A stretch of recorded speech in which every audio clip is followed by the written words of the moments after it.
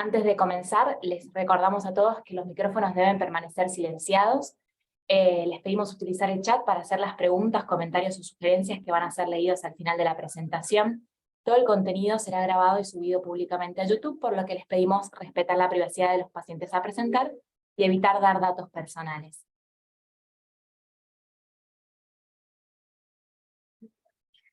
Para comenzar, invitamos a la doctora Karina Izquierdo del Servicio de Nutrición y de la Clínica de Obesidad. Bueno, muchas gracias por la invitación. Buenos días a todos. Vamos a minimizar, así es más cómodo. ¿Me escuchan bien? Sí, se escucha perfecto. Bueno, un poquito hablarles de la prevalencia de la obesidad. En el año 2016, la Organización Mundial de la Salud publicó la prevalencia en niñas con sobrepeso y obesidad entre el rango etario de 5 a 19 años de 18% y de niños de 19%. Y en Argentina, según la segunda encuesta nacional de nutrición en el 2018, en el mismo rango etario, publicó que sobrepeso tenían un 21% y los chicos con obesidad también un 21%. Y que el exceso de peso estaba presente en el 41% de la población entre 5 a 17 años.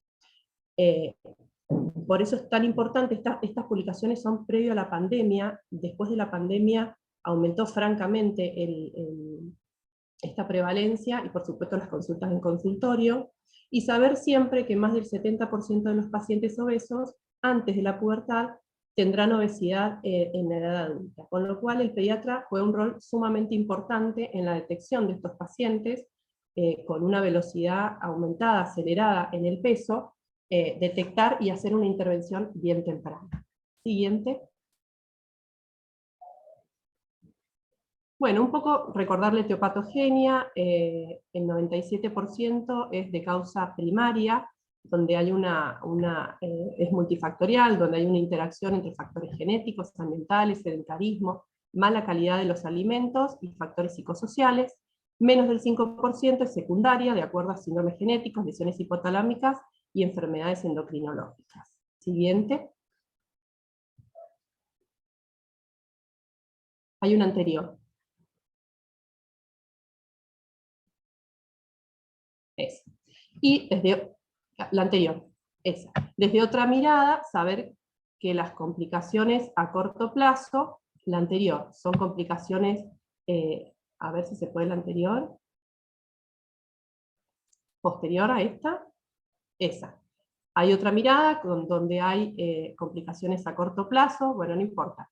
Alteraciones a nivel psicológicas, alteraciones ortopédicas, hepáticas, riesgos cardiovasculares, y después a largo plazo donde hay enfermedades cardiovasculares, esteatohepatitis, cáncer, depresión, artritis y mortalidad prematura. Con lo cual, la intervención es sumamente importante en estos pacientes. ¿Por qué? Porque ya llegan, si uno no hace una intervención adecuada ni temprana, ya llegan con complicaciones bastante importantes a la edad adulta. Siguiente, ahora sí. Entonces, hace unos años, 2016, decidimos trabajar en conjunto, que es lo ideal en estas patologías crónicas, y evitar de esta manera la obesidad, las complicaciones y las comorbilidades de la obesidad infantil. Son variadas, seguramente ya las saben todos. Tenemos desde pseudotumores cerebrales, apneas del sueño, hígado graso no alcohólico, insulinoresistencia, alteraciones hormonales, alteraciones en la cabeza femorales, alteraciones cardiovasculares, placas de ateroma, dislipidemias, hipertensión, con lo cual las complicaciones son bastantes y es una patología muy silenciosa, donde uno, si no empieza a buscar estas complicaciones, seguramente que nos vamos a dar cuenta cuando ya estemos en un grado avanzado en cada una de ellas. Siguiente. Ahí estamos.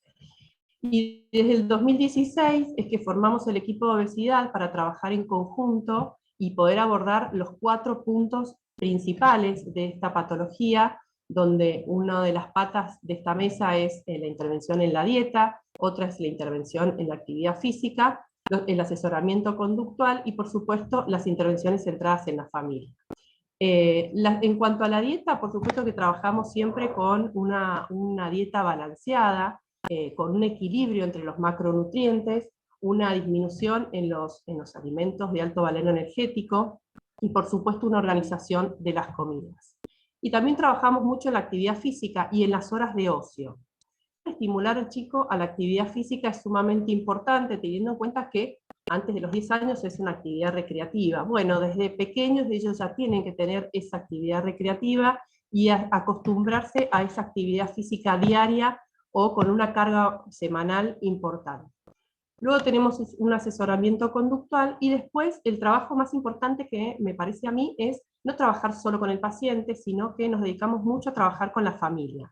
Yo no puedo pedirle a un paciente que haga o cambie los hábitos, sino si la familia tiene malos hábitos, con lo cual el trabajo es familiar. Hoy en día los adolescentes tienden a comer solos en las habitaciones, entonces tratar de desestimar esa conducta y trabajar que esa alimentación sea más bien en familia, minimizando las comidas fuera del hogar, planificando un menú semanal saludable, ordenar las horas del sueño y, por supuesto, resaltar las conductas positivas, alentando siempre al paciente. Siguiente. Bueno, un poco las intervenciones en la dieta, lo que ya saben, nosotros buscamos siempre el mayor consumo de frutas y verduras, por lo menos mínimo 3 porciones, raciones al día, disminuir las grasas, disminuir los alimentos ricos en azúcares, pero bueno, lograr un equilibrio también entre lo que son las grasas, que también las necesitamos, pero con el consumo adecuado. Siguiente. Y bueno, en el 2017 O'Connor publicó, después de hacer un screening en la valoración de los pacientes, en el peso de los pacientes, publicaron que los niños y adolescentes perdiendo peso, pero variando el puntaje del índice de masa corporal, el puntaje Z, entre un 0,20 y 0,25, ya se veía reflejado las mejoras en los factores de riesgo de estos pacientes. O sea, que fíjense con qué poco en puntaje Z hay que variar para que mejoren esos factores de riesgo. Siguiente. Y en el 2017 las guías de endocrinología publicaron como algoritmo donde yo tenía que seguir en un paciente con sobrepeso u obesidad. Lo primero que hay que hacer es cambios en los hábitos, en las conductas alimentarias, en el hábito de la actividad física, y después de evaluar en un cierto tiempo, 6 meses, se decía, evaluar después de 6 meses el peso del paciente, bueno, decidíamos qué conducta seguir. Si el paciente, por supuesto, seguía aumentando de peso, teníamos que buscar otras alternativas que nos ayudaran a controlar ese peso. Y esas alternativas hoy tenemos la farmacoterapia y la cirugía bariátrica. Obviamente esta decisión va a depender mucho del paciente, del tipo de paciente y del grado de obesidad que tenga. Siguiente. Bueno, y es acá que se centraron en el GLP-1, que es una hormona intestinal que se sintetiza en las células L del intestino, y la secreción de esta hormona va a depender mucho de los nutrientes que llegan a la luz del intestino delgado. Su vida media es muy cortita, de minutos, apenas llega a los 3 minutos en cuanto a la vida media, y lo que vieron de esta hormona es que cada vez se está viendo más efectos beneficiosos. Lo que vieron es que estimulaba la secreción de la insulina, dependiente de la glucosa, biosíntesis de insulina, e inhibía la secreción de glucagón, y también disminuía el vaciamiento gástrico. Lo que generaba a nivel central es una estimulación de la saciedad. Y acá están, un poquito les puse todas las funciones que tiene a nivel del cuerpo. Entonces, empezaron a pensar en los análogos del GLP-1. Siguiente.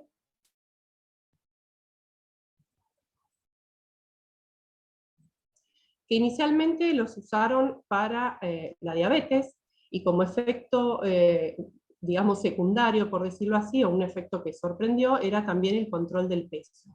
¿Y qué se generó? El análogo del GLP-1, que coincide en el fisiológico en un 97%, lo que se hizo es cambiar la arginina por la la lisina por la arginina en la posición 34, y lo que se hizo es prolongar la acción en el organismo.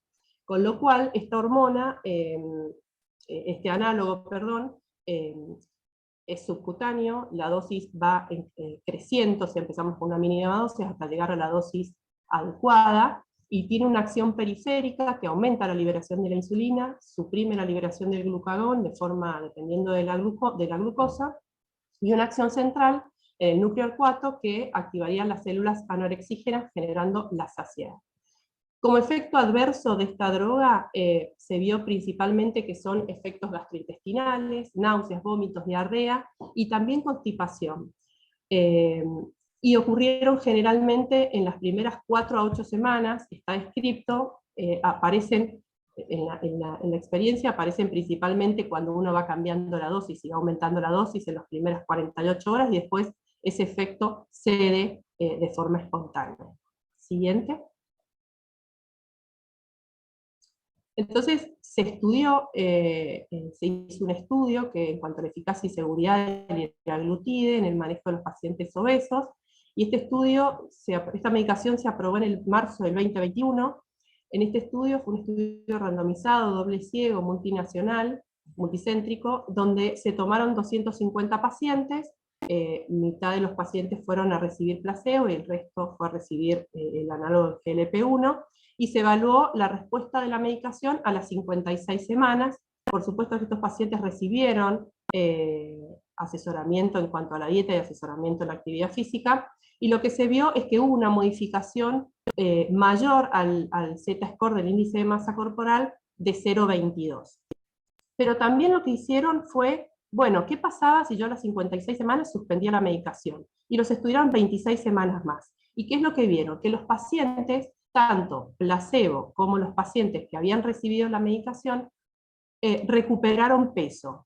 ¿Qué fue lo positivo de esta medicación? Que el paciente recuperó peso, pero nunca volvió, nunca llegó al peso inicial del que había partido. Siempre quedaba con un descenso de peso por debajo. Y lo otro que se vio es que habían disminuido el perímetro abdominal 4 centímetros a las 56 semanas, mientras que el placebo había disminuido 1 centímetro solamente a las 56 semanas. Con lo cual, lo que demostró este estudio es que es una medicación segura, porque los efectos fueron solamente gastrointestinales, los que les mencioné recién. Fue una medicación segura, y fue una medicación que fue con buena respuesta durante la medicación, durante esas 56 semanas. Siguiente. Entonces, ¿todos los pacientes van a ir a farmacoterapia? No. Van a ir a farmacoterapia solamente los pacientes mayores de 12 años, que tengan un peso por arriba del percentil 85 con alguna comorbilidad, o pacientes con un percentil 95 independientemente de las comorbilidades, con una intervención previa del estilo de vida sin buenos resultados, voy a continuar la medicación si tuvo una reducción del índice de masa corporal por arriba del 5%, o también busco detener esa velocidad de ascenso de peso, o sea que eso también se toma como buena respuesta. Por supuesto que voy a suspender si hay mala tolerancia. Y obviamente en los pacientes que pueden ir a una cirugía bariátrica, también me puede ayudar a que el paciente llegue en mejores condiciones a esa cirugía, o pacientes que tienen alguna complicación muy importante que no puedo operarlo inmediatamente, y que necesito que baje un poco más rápido que cambiando los hábitos, entonces también es una indicación de comenzar con la medicación. Siguiente. Bueno, y esto es solo una puntita del iceberg, porque en realidad se están pensando nuevas medicaciones, nuevas drogas, que ya se están estudiando, están a punto de ser aprobadas, ya están aprobadas a nivel mundial, en Argentina todavía no, para la obesidad en adultos. En pediatría la esperamos, porque es una medicación, a diferencia del liraglutide que mencioné recién, es una medicación que se coloca semanalmente, con mejores respuestas en el descenso de peso, pero todavía falta para la aprobación pediátrica, con lo cual estimo que unos añitos más estaremos esperándola. Y hay nuevas medicaciones que ya se están estudiando también para adultos con buenas respuestas, y por supuesto tenemos también otro tratamiento que es la cirugía bariátrica. Siguiente. O sea que nos queda mucho camino por recorrer. Y por supuesto que en el fines del 2021 o 2022, el último consenso intersocietario publicó ya la cirugía bariátrica como parte del tratamiento a nivel pediátrico, con lo cual tenemos que tomarlo en cuenta y tenemos que tenerla presente, por supuesto, en pacientes seleccionados. No les voy a hablar mucho de esto porque ya está Gastón para eso, pero sí nombrarles el tratamiento quirúrgico, que hay unas indicaciones precisas para qué pacientes lo vamos a hacer, y las indicaciones son un índice de masa corporal mayor de 35 con comorbilidades mayores, diabetes tipo 2, síndrome de apnea obstructiva del sueño, con un índice de apnea y hipoapnea de 15, mayor a 15, esteatohepatitis no alcohólica y pseudotumor cerebral, un índice de masa corporal mayor a 40 con hipertensión, insulinoresistencia, intolerancia a la glucosa u otras alteraciones en la calidad de vida. Entonces, hay indicaciones precisas, y por supuesto, una de las mayores indicaciones que nosotros siempre la tenemos muy en cuenta es finalizar la pubertad, o sea, que tenga Tanner 5 ya es también es indicación para la cirugía bariátrica. Siguiente. Y les traje un caso clínico que me parece interesante para demostrarles un poco la respuesta del fármaco. Obviamente que hay que diferenciar la respuesta de tratamiento farmacológico con el tratamiento quirúrgico. ¿Por qué? Porque el tratamiento farmacológico y el tratamiento quirúrgico, la respuesta al tratamiento es mucho más rápido, o sea, el paciente ve cambios mucho más rápidos que lo farmacológico. Entonces, este es un caso clínico de un paciente masculino de 15 años, con diagnóstico de obesidad importante, de mucho tiempo de evolución. El padre se había realizado una cirugía bariátrica, y el paciente llevaba más de 5 años de seguimiento en el hospital, con dietas y actividad física, y muy buena adhesión al tratamiento. Siguiente.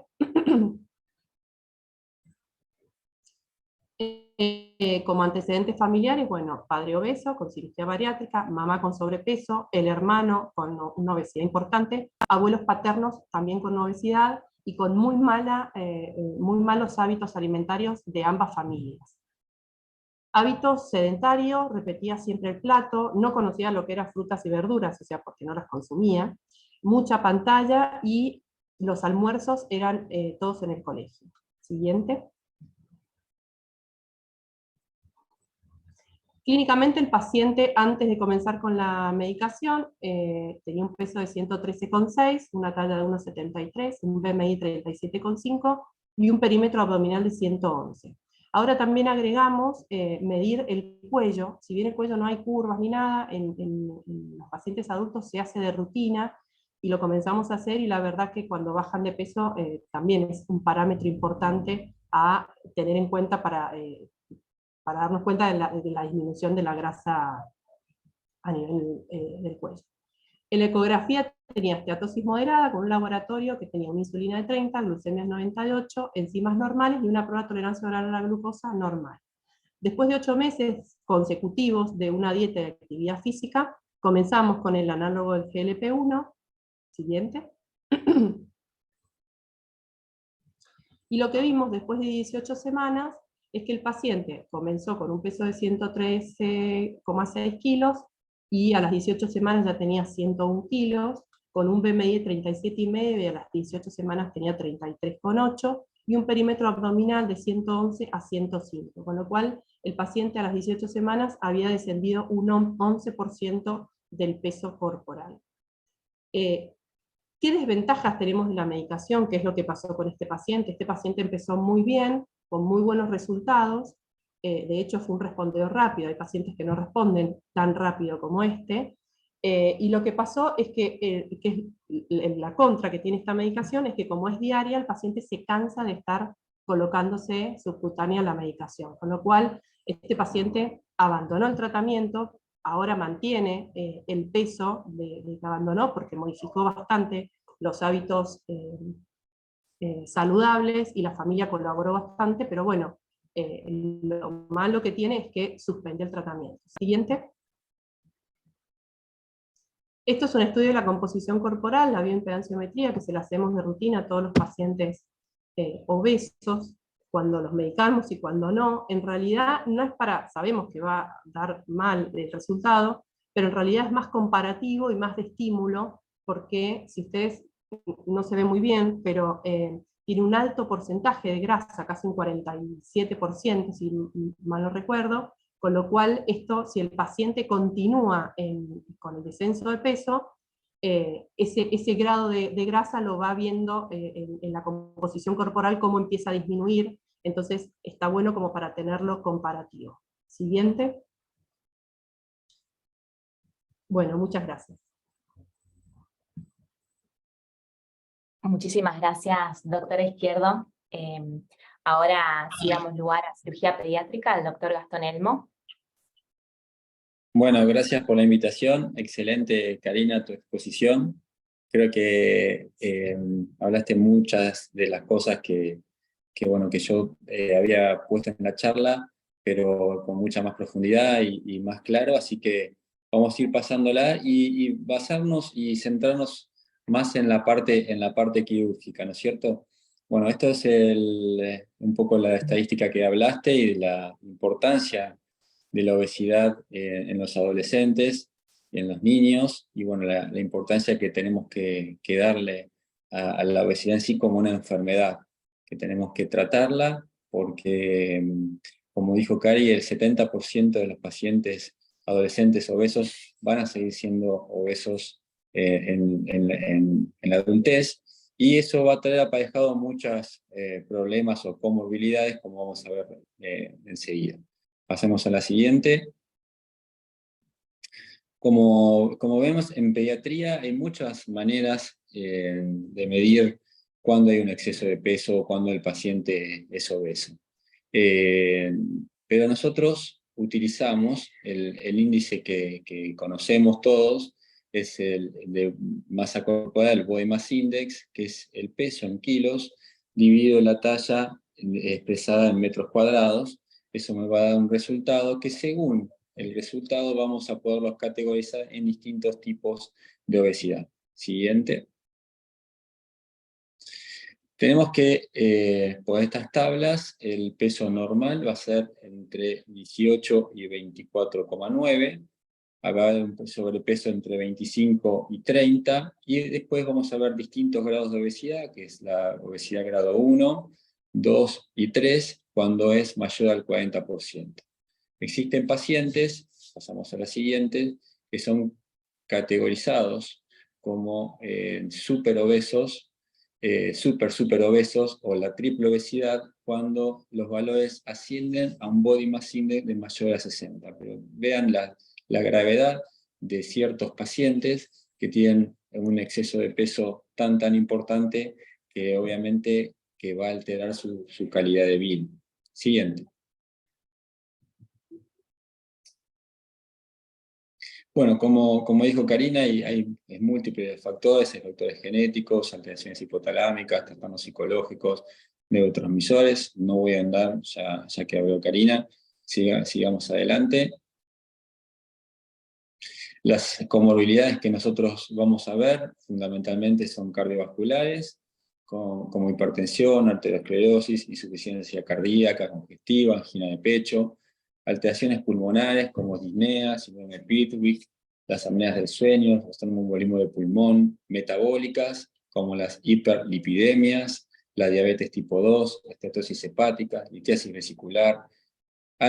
Se han descrito que la obesidad predispone a neoplasias, neoplasias de colon, de endometrio, cáncer de mama, de próstata, alteraciones psicosociales, que lo vamos a ver tanto a nivel familiar como laboral. Hay discriminación en los pacientes, obviamente la depresión que les trae, y trastornos de autoestima, y otras como osteoartritis, insuficiencias venosas, hernias, amenorreas, infertilidad, etc. O sea, es un complejo de patologías que pueden traer los pacientes obesos y que, prolongado en el tiempo, se hace muy difícil a veces de erradicar. Siguiente. Bueno, hablando precisamente de las indicaciones, nosotros no operamos o no llevamos a cirugía a ningún paciente que sea menor a 14 años. un consenso de cirujanos que se hizo hace un par de años, en los cuales la edad mínima para operar a un paciente de obesidad mórbida es 14 años. El Body Mass Index, si bien, como dijo Karina, lo habitual es que se operen pacientes más de 35 con comorbilidades o mayor a 40 sin comorbilidades, sobre todo en adultos, nosotros en pediatría somos bastante selectivos en los pacientes que van a ir a la cirugía y tratamos de subir 5 puntos el porcentaje de Body Mass Index. Tal es así que pacientes que vengan con un Body Mass Index mayor a 50 sin ningún tipo de comorbilidad, le indicamos la cirugía, o mayor a 40 con comorbilidades. Por supuesto, tienen que ser todos evaluados por un equipo de psicólogos y psiquiatras. El paciente tiene que tener una estabilidad psiquiátrica que le permita no solamente llevar la cirugía, sino el después, y la ausencia de comer los volúmenes de comida que comía, y estar preparado tanto psicológicamente como para poder realizar tanto la cirugía como el seguimiento después. Nosotros, como dijo Cari, lo hacemos a través de un equipo multidisciplinario, que básicamente está compuesta por Karina como nutricionista, que actúa también de pediatra, el equipo de psiquiatría y psicología, como les digo, siempre tienen que tener evaluaciones previas, y cirugía. En este equipo o este seguimiento, nosotros tenemos que tener un contacto de al menos 6 meses o más del paciente. ¿Para qué? Precisamente para darle las características que habló Karina recién. El paciente tiene que modificar hábitos, tiene que aprender a comer, tiene que empezar a adquirir ejercicio físico, tiene que en forma paulatina empezar a hacer mayores movimientos, y nosotros vamos a ofrecerle, después de este tiempo en el que el paciente aprendió a comer, aprendió los hábitos, vemos que está comprometido, tiene una evaluación psicológica y psiquiátrica que puede confirmar que este paciente tiene una estabilidad como para poder hacer este tratamiento, le ofrecemos la cirugía bariátrica como una pata más de una mesa necesaria para poder ayudarlo a que logre un descenso de peso sostenido. Obviamente tienen que tener una valoración fisiológica completa, un Turner 4. El paciente tenemos que estar y asegurarnos que no va a tener ningún tipo de embarazo, al menos por un año. Tiene que haber un consentimiento de la cirugía, no solamente del paciente, sino también de sus padres, de su entorno familiar, y tiene que tener un soporte familiar adecuado para poder afrontar esta cirugía. Decimos que no son pacientes adultos, sino que es el niño, el adolescente, con su familia, que tiene que estar de acuerdo y en el mismo rumbo para poder realizar esta cirugía. Todas estas indicaciones son indispensables. O sea, no podemos faltar ninguna de ellas como para poder dar el ok, para poder llevar al paciente a quirófano. Siguiente. Bueno, el tratamiento médico lo dijo Karina recién, pero básicamente lo que hacemos es la modificación de la dieta en este grupo de tratamiento, aumento de la actividad física en forma paulatina, modificar todos los hábitos de alimentación, evitar el picoteo, darle colaciones regladas, ¿sí? El tratamiento farmacológico en pediatría, esto es muy nuevo, como dijo Karina, a partir del año 2021, empezó con el análogo de GLP-1 a tener algún cierto éxito. Antiguamente se utilizaban las drogas como la ortistat y sibutramina, que se utilizan en adultos, pero que en pediatría da muchos dolores cólicos, muchas alteraciones gastrointestinales, son intolerantes y no se utilizan en pediatría. Siguiente. Por lo tanto, nosotros los tratamos a los pacientes obesos mórbidos en forma multidisciplinaria a través de este centro que nosotros denominamos de obesidad infanto-juvenil, en donde se hace una evaluación inicial y ahí se empiezan a ver distintas maneras de tratamiento, ¿no? O podemos hacer un seguimiento clínico-nutricional, en donde vamos a ver semanalmente y evaluar a estos pacientes y ver cómo van descendiendo de peso, cómo van modificando sus hábitos, cómo van incorporando otras comidas que no utilizaban, cómo van variando la alimentación, cómo van evitando estos picoteos, cómo van haciendo colaciones regladas y todas determinadas. Es una lista de los alimentos que pueden ingerir, que no, cuando se exceden de las reglas, etc. Se hace una educación alimentaria, paralelamente se los incentiva y se va anotando cómo van modificando su actividad física diaria. A veces le pedimos nada más o simplemente que hagan una vuelta a caminata por la manzana, después que hagan 2, después que hagan 10 minutos, que hagan bicicleta, y vamos viendo cómo van incorporando. Tratamos de tratar también con kinesiólogos para que le ayuden a hacer movimientos paulatinos y empiece el paciente a hacer estos ejercicios, esta actividad física tan importante para quemar grasas, y que van a ayudar al descenso de peso. Y por supuesto, como les dije, muy importante el grupo de autoayuda terapéutico, que les va a servir para todo este tratamiento, para poder llevar las dietas, las nuevas informaciones, para poder prepararlos para una eventual cirugía y eventualmente también para el seguimiento. Si vemos que el paciente viene bajando de peso y vamos controlando semanalmente que viene con un buen descenso sostenido, se lo mantiene en lo que se llama grupo de mantenimiento y se lo va evaluando en forma periódica para ver cómo va. En aquellos pacientes en donde vemos que cumplen todos los requisitos, que tienen incorporan un buen hábito alimentario, en donde se nutren bien, tienen actividad física que consideramos suficientes y están estables psicológicamente, lo que hacemos es lo seguimos clínicamente. Ahora, si están en una meseta en que no pueden seguir bajando de peso, es donde le ofrecemos la cirugía bariátrica para darle, como les dije recién, una herramienta más para lograr ese descenso de peso final y sostenido en el tiempo, pero que es necesario tener las otras patas, como son la educación alimentaria y como son la actividad física, para no tener una ganancia del mismo después de la cirugía. La siguiente.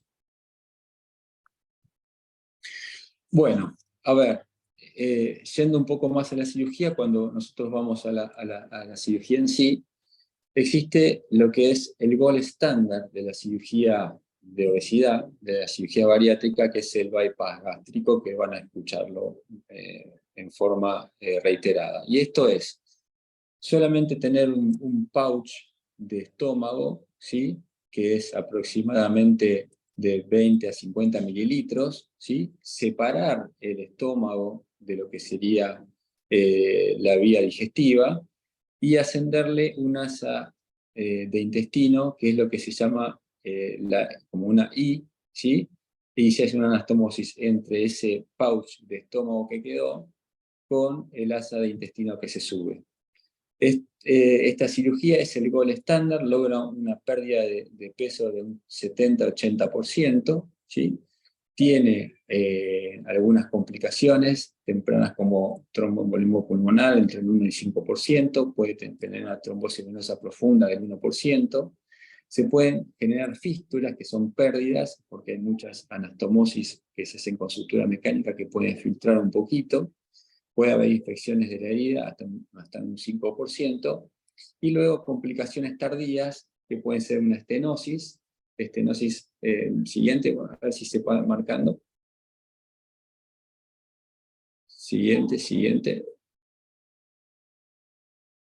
Bueno, se puede dar la anterior, que así la termino. Se van dando las complicaciones tardías en estenosis, en la unión entre el estómago y el duodeno. A veces se producen estenosis, que necesitan a veces dilatación. Se pueden producir úlceras marginales, que es cuando empieza el intestino delgado en la unión con el estómago. Esa pequeña porción de estómago puede producir ácido, y eso puede producir úlceras a nivel de la primera porción del intestino que se subió directamente al estómago. ¿Sí? Puede haber obstrucciones intestinales, que generalmente es en el pie de Iliderrux. El pie se llama a la unión entre el asa de intestino delgado que queda y la que se sube. Existe un índice de conversión del 1 a 2%, y está reportada una mortalidad entre el 0,5 y 1%. Las desventajas para nosotros, para los adolescentes, es que es una cirugía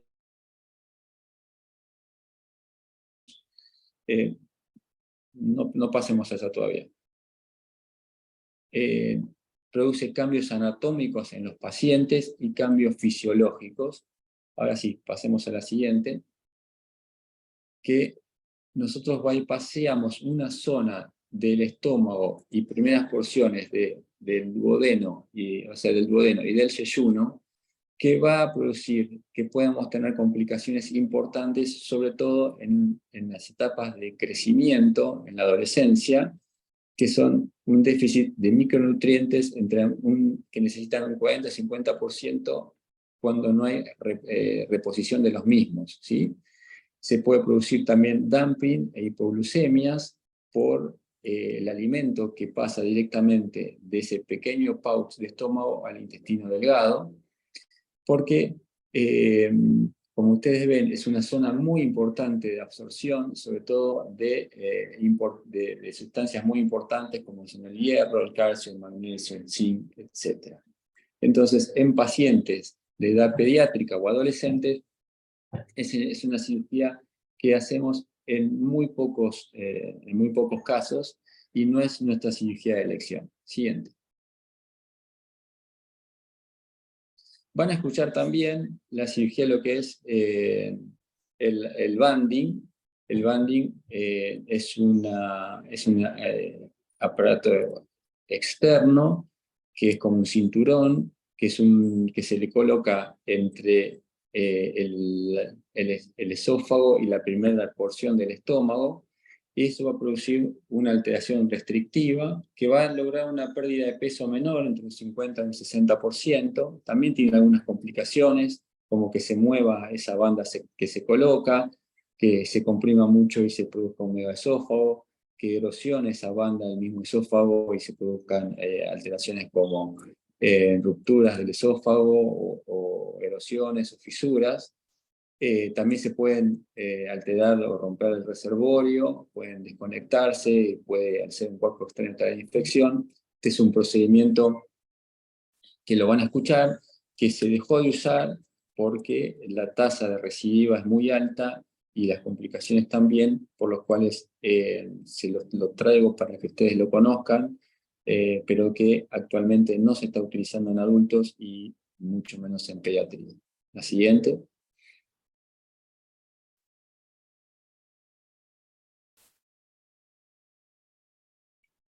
Siguiente. Y por último, hablamos de la cirugía que nosotros utilizamos de elección, ¿sí? Que es la manga gástrica, en donde simplemente lo que hacemos es,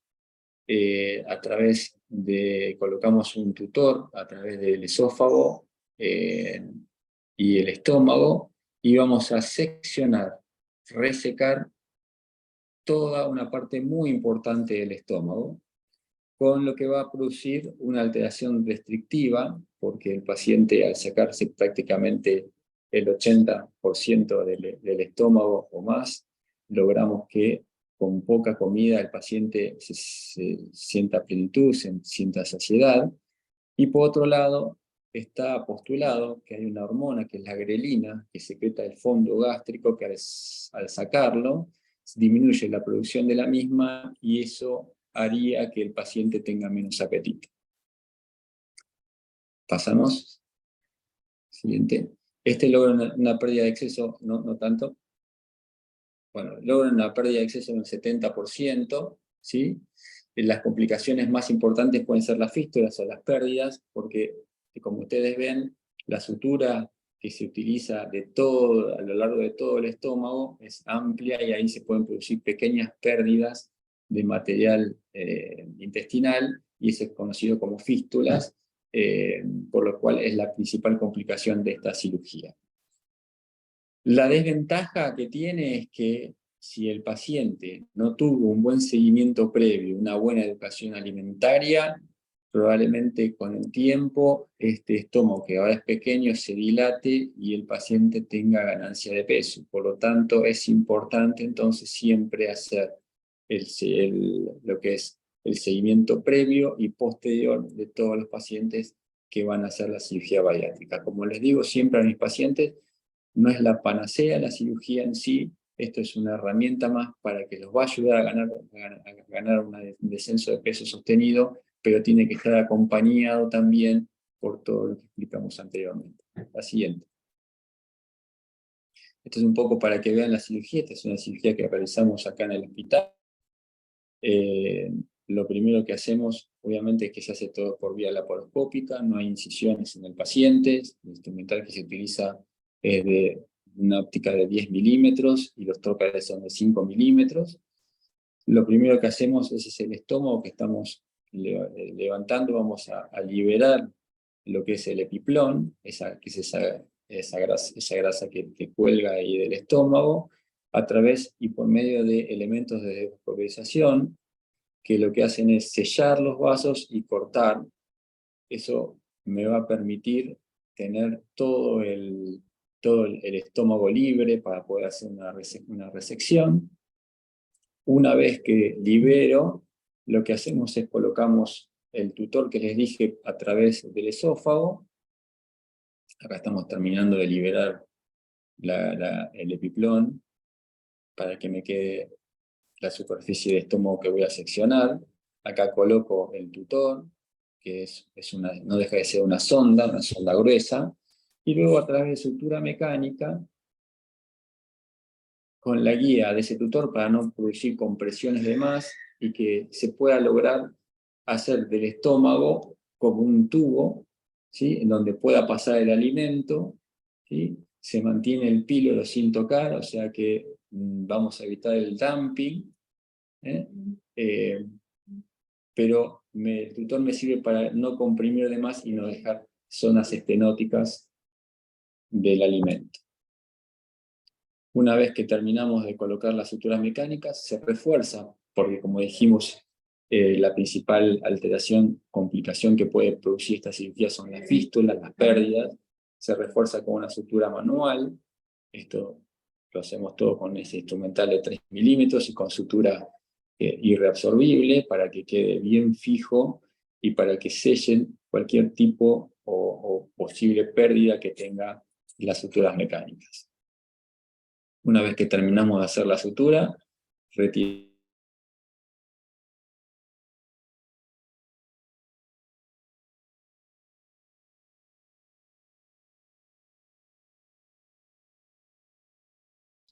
eso es toda la cirugía. Podemos pasar a la siguiente. Bueno, el manejo quirúrgico es el primer día nada bioral, luego se hace un control con una serie de esófago gastroduodenal, a ver si existe o no alguna fuga de las anastomosis o de las suturas, y se empieza con líquidos claros al primer día de la cirugía, y luego el segundo día ya se puede dar una dieta triturada para que el paciente empiece a tener tolerancia y se pueda ir a la casa. Siguiente. Las precauciones postquirúrgicas, nosotros hacemos que el paciente deambule en forma rápida para evitar todo lo que es las trombosis venosas, el tromboembolismo de pulmón, que empiece a hacer actividad física, por lo menos caminatas en forma precoz. Obviamente, como habíamos dicho, evitar quedar embarazada, sobre todo por la ausencia que puede tener, la necesidad de suplementos que tiene la cirugía. Puede presentar presencia de irregularidades menstruales. Aconsejamos que el paciente no fume después de la cirugía, puede tener cambios emocionales, ¿sí? Por todo esto del cambio de la alimentación, y evitar los AINES para evitar la producción de ácidos y las úlceras. Siguiente. Los posibles problemas que tenemos en la cirugía es que algunos pacientes, como es un procedimiento restrictivo, reducimos mucho el estómago, puede producir náuseas y en algunos casos vómitos. El síndrome de dumping, a pesar de que el píloro no lo tocamos, puede también producirse por la poca cantidad de alimentos que puede ingerir el estómago. Es importante que le aconsejemos a los pacientes que se hidraten mucho, porque suelen dejar de tomar líquidos y producirse deshidratación.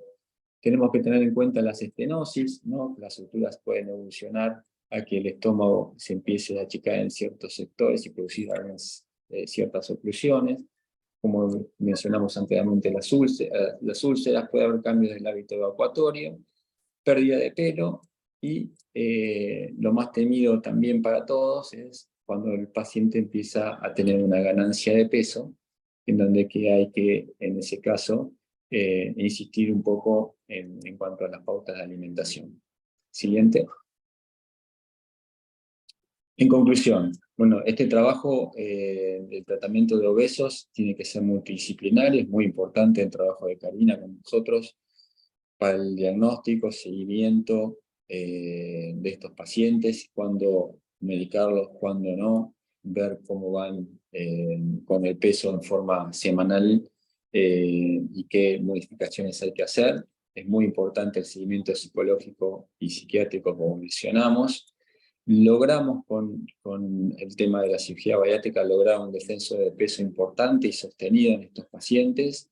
Mejoran todas las comorbilidades, eso no solamente lo vemos nosotros, sino está descrito a nivel mundial, que el paciente disminuir de peso mejora la hipertensión, mejora el colesterol, mejoran obviamente su autoestima, que la cirugía bariátrica tengan el concepto que lo ideal sería el bypass gástrico, pero que nosotros no la utilizamos por la complejidad de la cirugía y por la necesidad de absorción de los nutrientes esenciales que se perderían o que necesitarían estos pacientes con este tipo de cirugía, y lo que realizamos es la manga gástrica, que consideramos que es una cirugía menos importante, que necesita mucho menos reemplazo de complementos de vitaminas, de minerales, que no altera la fisiología del paciente y que obviamente tiene las ventajas de que tiene una alta precoz, que logramos un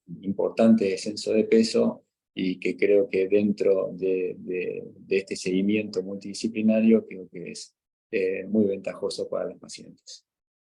Bueno, nada más, muchas gracias y estoy atento a las preguntas que quieran hacer. Muchas gracias, doctor. Para finalizar, la invitamos a la licenciada Natalia Salazar, que es parte de la Clínica de Obesidad, para contarnos un poco del abordaje psicológico de estos pacientes. Hola, ¿qué tal a todos? Muchas gracias por la invitación. Desde Salud Mental, en la Clínica de la Obesidad, inicialmente vamos a hacer una evaluación psicológica, ¿sí? Desde el abordaje basado en evidencia, terapia cognitivo-conductual, terapia dialéctico-comportamental y terapia de aceptación y compromiso. Siguiente.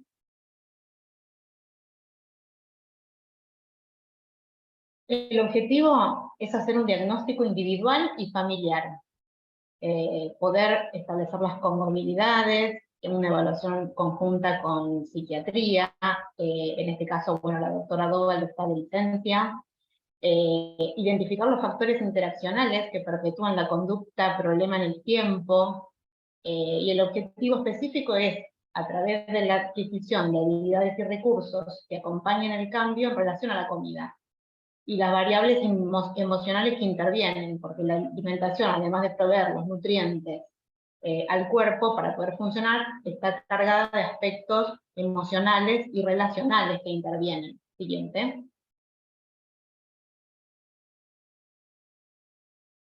En este punto, como factor en específico que influye en la efectividad de los tratamientos, nos vamos a centrar en la alianza terapéutica, ¿sí? Un poco lo que decía Gastón, lo que decía Karina, esta alianza que tenemos que hacer con el paciente y con la familia, ¿sí? Alianza terapéutica entendida como el encaje y colaboración entre el paciente y el terapeuta, con sus tres componentes: el acuerdo en las tareas, un vínculo positivo y el acuerdo de los objetivos. ¿Qué vamos a hacer? ¿Cómo lo vamos a hacer? ¿Y en qué tiempos? En este punto, bueno, ¿qué competencias específicas tiene que tener el terapeuta? Sobre todo la validación emocional. Siguiente. La alianza terapéutica, ¿con quién? Con el niño, con el adolescente y con los padres, ¿sí? Que son aliados naturales. Son co-capitanes del equipo terapéutico, aseguran la continuidad del tratamiento, la adherencia, la generalización y la manutención de procesos orientados al cambio en contextos naturales. Son ellos digamos, vienen una vez por semana, 45 minutos a sesión, y están todo el tiempo en la casa. Lo que decía Cari y lo que decía Gastón, el trabajo en conjunto, ¿sí? Definir estrategias en conjunto, que son los encargados de los que van a, digamos, a sostener esto en el tiempo, y además la validación es muy importante porque vienen de muchos años de tratamientos que han fracasado, con mucha angustia, es muy difícil para ellos como la motivación. Hay que trabajar mucho sobre la motivación. Siguiente. ¿Cómo lo vamos a hacer? Siguiente. Psicoeducación y adecuar expectativas, ¿sí? Fomentar expectativas razonables, alentar la esperanza, brindar información. El cambio son 2 pasos para adelante, 1 para atrás. Entender como la recaída parte del proceso, que no necesariamente tenga que tener ocurrencia, pero puede pasar. Y hacer como una prevención, ¿sí? De recaída. Pasos cortos y objetivos alcanzables. Por ejemplo, si el objetivo es, al inicio, incorporar mayor actividad física, bueno, no vamos a alentarlo si quiere ir al gimnasio todos los días, 2 horas por día, porque eso no se va a poder sostener en el tiempo. Entonces, vamos pasos cortitos, alcanzables y que se puedan sostener. Poder desarticular esto dicotómico y absolutista de blanco y negro, todo o nada, y la metáfora del huevo, tanto para los profesionales como para los padres, ¿sí? No apretar, no soltar. Siguiente.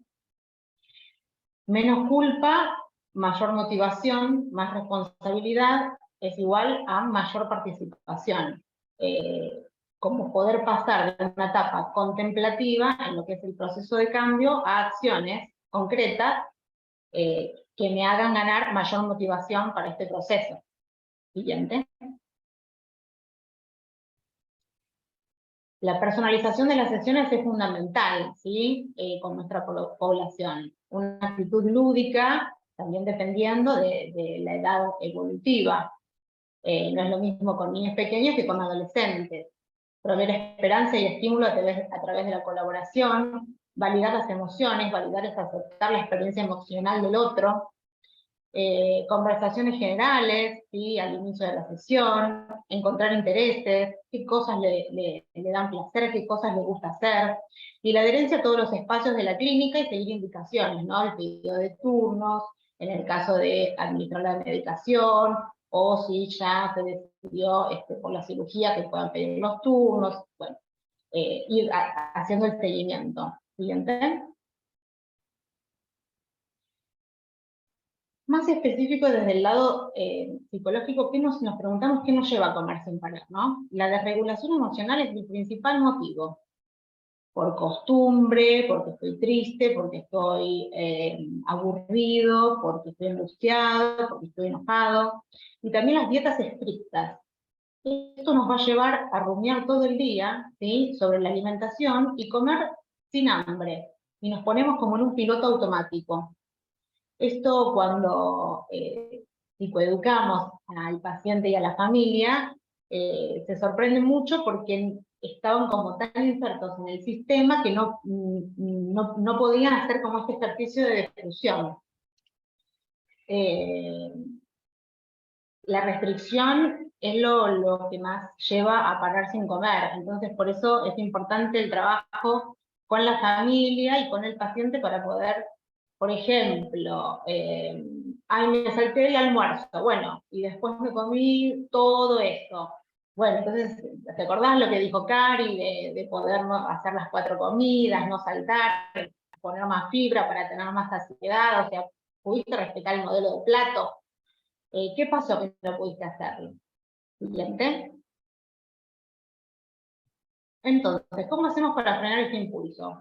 Siendo conscientes de lo que está pasando. ¿Sí? Un poco el objetivo desde la parte de salud mental es la búsqueda de la alimentación con conciencia plena. Es el mindfulness. Es observar, detenerse, prestar atención al momento presente sin juzgar. ¿A qué? A nuestros pensamientos, emociones y sensaciones físicas. Nuestro cuerpo es nuestro mejor amigo y nos da un montón de información. Aprender a escucharlo. Hay pacientes que dicen, Nati, yo no tengo hambre porque como todo el tiempo. Esto de hambre versus saciedad. Siguiente. El objetivo es la flexibilidad psicológica, ¿sí? Poder centrarse en el momento presente, sin juzgar, o sea, qué es lo que estoy sintiendo, qué es lo que estoy pensando, cuáles son mis emociones. Las emociones son reacciones a distintos estímulos, ¿sí? Que nos sirven para adaptarnos, y todas son buenas, ¿sí? Por eso es importante validar las emociones y generar acción comprometida. Bueno, si yo tengo este objetivo, esto que estoy haciendo, ¿me acerca al objetivo o me aleja del objetivo? En función a los valores, a qué cosas son importantes para mí. Hacer un ejercicio de difusión. La difusión es como tomar distancia en ese como parloteo mental y ahí poder tomar otro tipo de decisión. Es ahí, ¿sí? Cuando reconocemos el revuelo de las emociones para poder surfear la ola, cuando nos toma una emoción sin quedar pegado a esto, de esta forma recuperamos la calma, ¿sí? Porque los alimentos muchas veces ejercen esto de calmarnos. Y la neutralidad psíquica, inhibiendo el impulso de comer, sí podemos surfear la ola, entendiendo que no somos la emoción y que tiene una fecha de vencimiento, ¿sí? Tiene un momento de vencimiento, ese malestar. Hay cierto malestar que vamos a tener que tolerar, pero no nos vamos a sentir así de mal para siempre. Siguiente. Los objetivos específicos son incorporar 10 habilidades, mejorar las elecciones, como sacarse de la cabeza esto de lo permitido versus lo prohibido. La comida también es placentera. Muchos adolescentes no van a juntadas o no van al boliche por lo que se va a comer, por gira en todo en torno a la comida. Hay mucho sufrimiento también, depresión, ansiedad en relación a esto. Prefiero tener una enfermedad terminal antes que ser gorda o gordo. Por eso es tan importante la validación, ¿sí? La alimentación consciente, sentarse, saborear cada bocado, correrse de ese piloto automático. Todos los alimentos están permitidos, no hay alimentos prohibidos, lo importante es la frecuencia, ¿sí? Estos eventuales, que tienen que ser eventuales, el problema es si los consumimos a diario. Pero si hay una fiesta y no voy a ir porque no voy a poder controlarme con la comida, bueno, ¿qué podemos hacer antes? ¿Cómo lo podemos afrontar? Estrategias de afrontamiento es otro de los objetivos. Comer despacio, ¿sí? Saboreando, con la menor cantidad de estímulos que nos hagan entrar en ese piloto automático. Disminuir, conectar con el hambre-saciedad, esto que decíamos antes, ¿no? Escuchar el cuerpo. Disminuir distorsiones cognitivas, ¿sí? Estos pensamientos que están cargados de creencias en relación a los alimentos, al propio cuerpo, tomar distancia de esos pensamientos, que son creencias, digamos, y no es la realidad. Incrementar la disposición para reconocer y experimentar las emociones intensas, así como validarlas, ¿sí? Y poder identificar cuáles son los detonadores. Los detonadores es lo que me hace pasar de un estado de seguridad y de calma a un estado de peligro y de alerta y de alarma. Y es ahí donde hay que hacer una pausa para poder dar otra respuesta, hacer algo diferente y no reaccionar. Experimentar la emoción, como dijimos antes, no va a durar para siempre. Y transformar con nuevos recursos. Acá interviene la creatividad, los destellos. A diferencia de los detonadores o disparadores, los destellos son esos pequeños momentos que no duele tanto o no tengo tanto malestar. Sí, es muy importante esto, poder trabajarlo con los pacientes y con sus familias, porque son momentos que nos van a ayudar a volver a la calma, ¿sí? Nos van a dar mayor seguridad. Puede ser, no sé, hablar con una amiga, tener un recuerdo positivo, traer a la mente un recuerdo positivo, pensar en las personas que me quieren, y doy una vuelta al parque, acaricio a mi mascota, ahí en ese momento más mindful puedo sentir, no sé, la humedad, la temperatura, la textura. Bueno, hombre, puedo dar una ducha relajante. ¿Sí? Ser amables con nosotros mismos, no nos decimos cosas lindas por lo general, detenernos a hacer una pausa para ganar claridad mental y poder hablar con nuestros seres queridos de estas habilidades, ¿sí? Poder pedir ayuda y poder entender cuándo estoy reaccionando ante una emoción. ¿Sí? Por eso es importante también el análisis en cadena. ¿Qué pasó antes? ¿Qué pasó durante? ¿Qué pasó después? A veces sale como el enojo y como emoción secundaria, y detrás de eso en realidad hay angustia o miedo. Por ejemplo, otra vez vas a comer eso, o sea, te está sirviendo mucho, o sea, los comentarios de la familia, por eso es tan importante el trabajo con la familia, que pueden ser en ese momento detonadores. Siguiente.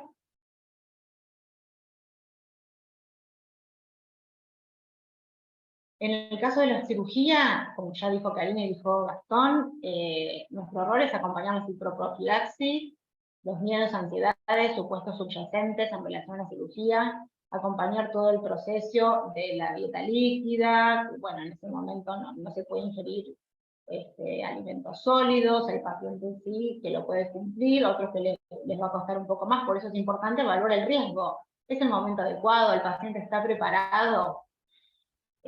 Tuvimos casos en donde sí, no hay ningún problema, casos en donde no está preparado, no es el momento, y casos en donde, bueno, vamos a esperar un tiempo, a ver cómo va evolucionando, cómo fue bajando de peso, y ahí sí obtuvo el acto desde el área de salud mental. Y acompañar en el posoperatorio, ¿sí? Los cambios físicos son bruscos, el cuerpo cambia mucho más rápido de lo que el cerebro se puede acostumbrar, se puede asimilar en relación a la imagen corporal. Siguiente. Y desde el equipo, ya para finalizar, es muy importante el espacio de supervisión, las reuniones. El terapeuta no es un observador ni un conductor neutral del proceso, su persona está involucrada en el vínculo. ¿Sí? Y bueno, la conceptualización del caso, el estilo cognitivo, otros aspectos del contexto profesional del terapeuta y el cuidado del terapeuta en su desgaste profesional. Todo esto lo trabajamos en los espacios de supervisión y en las reuniones de equipo. Muchas gracias. Muchas gracias a vos, Natalia. Bueno, ahora sí, abrimos brevemente el espacio a preguntas, nos fuimos quedando sin tiempo. Tenemos algunas preguntas en el chat, que ahora las leemos. La primera pregunta dice, ¿este centro de obesidad funciona tanto en San Justo como en el Hospital Central? ¿Los derivamos como pediatras a este centro o pedimos que saquen un turno con alguno de ustedes? ¿Y cuál sería el criterio de derivación al centro? Bueno, en realidad, si lo derivás a alguno de nosotros, o a Gastón o a mí, a cualquiera de los dos, la indicación es todo paciente obeso debería ir a este centro, o pacientes que vienen con una velocidad de ascenso de peso importante, o sea, más de un carril que haya cambiado en el último tiempo, importante. O sea, la primera intervención la hace el pediatra, y si después de esa intervención no hay muchos cambios y sigue con el aumento de peso, ya sí es indicación para el equipo. Perdón, me faltó, el equipo funciona en el central, y las cirugías bariátricas también se hacen en el central. Después hay otra pregunta de cuál sería el costo de la medicación del liraglutide.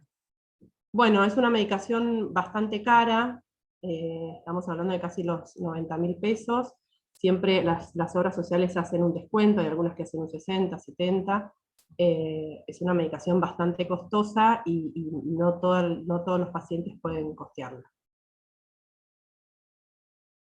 Y la última pregunta, que ya fue contestada en el chat, hace referencia a la indicación del consenso intersocietario sobre obesidad en cuanto al uso temprano del liraglutide, si está recomendado y cuál es la opinión de usted, doctora, frente a esto. Pero bueno, su respuesta fue que si bien es la primera línea, es un medicamento costoso y no todos lo pueden comprar, así que eso sería un poco la limitante, entiendo. Exactamente, eso fue un cambio en cuanto a las decisiones. Antes en los consensos de obesidad no tomaba en cuenta ni la cirugía bariátrica ni la medicación. Hoy en el último consenso intersocietario, por suerte, sí se modificó eso y ya lo incorporaron a la forma de tratamiento, y la medicación es una de las primeras líneas como para el abordaje en pacientes, como ya dije recién, seleccionados. Y una última pregunta, dice, en la experiencia del grupo, ¿qué efectividad tiene con el tratamiento convencional y cuál con liraglutide? Respondo yo también.